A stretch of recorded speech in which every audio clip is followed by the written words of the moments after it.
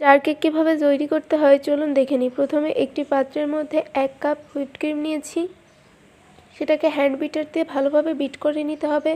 প্রথমে হ্যান্ড বিটারের স্পিডটা একটু লোতে থাকবে, পরে হাইতে দিয়ে দিতে হবে, এভাবে বিট করে নিতে হবে। বিট হয়ে গেছে, কিভাবে বুঝবেন দেখুন, যখন হুইপড ক্রিমটা উল্টো করে ধরবেন তখন পড়বে না নিচেই, এরকম অবস্থায় থাকলে বুঝে নিতে হবে হয়ে গেছে। এবার আমি জার কেকের জন্য 2টা জার নিয়েছি, জারের মধ্যে প্রথমে একটু হুইপ ক্রিম নিয়েছি, তারপরে চকলেট কেকটা দিয়ে দিলাম গুঁড়ো করে, তারপরে সুগার সিরাপ দিয়েছি।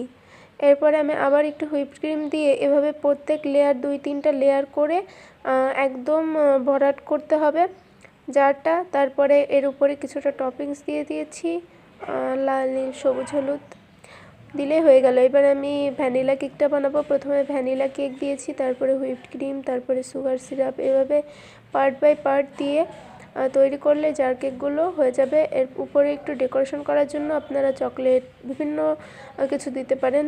তো এভাবেই দেখুন জার কেকটা এত সুন্দর হয়ে গেছে। এবার আমি জার কেকের ক্যাপটা লাগিয়ে দিলে জার কেক তৈরি।